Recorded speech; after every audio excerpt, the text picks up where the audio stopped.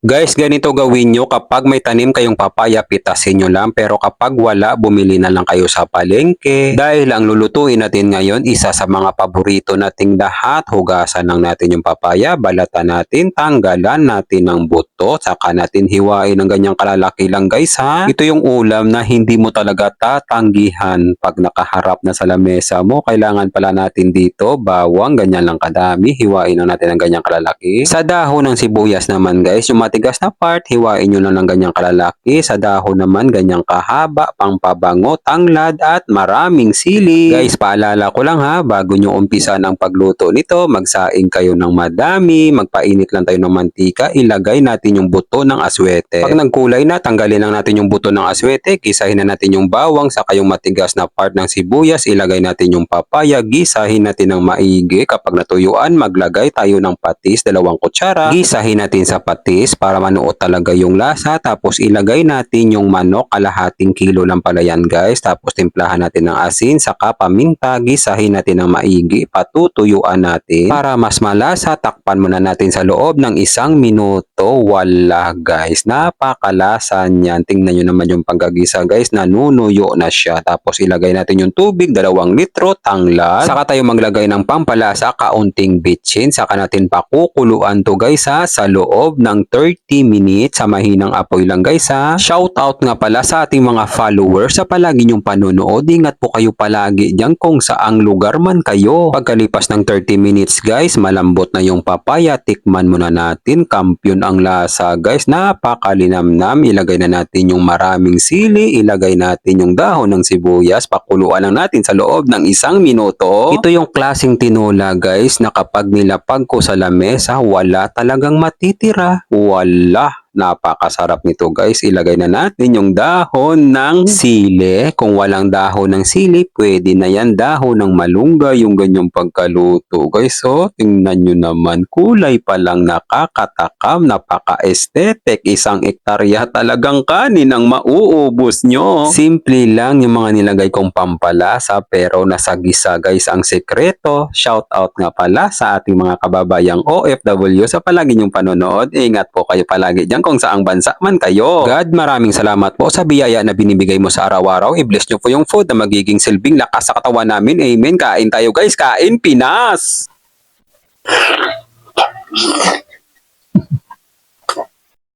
Lagyan natin ng dahon ng sili. Saka sili guys.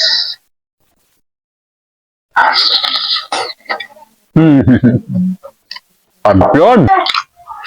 Guys, magluto na kayo nito ha. Napakasarap.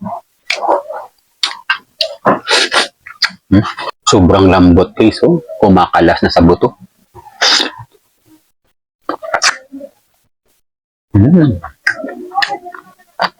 Kanin muna guys. Kanin. Kampiyon talaga.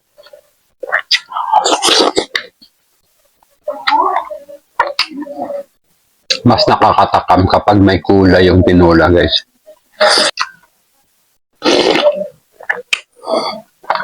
Guys, medyo mahaba na ang video. Bibigyan ko na kayo ng pangmalakasan. Perfect bite guys. Pang commercial. Ito guys oh. Laman ng manok. Uy, sobrang lambot. Lagyan natin ng sili. Papaya guys. Yan. Para sa inyong lahat to guys.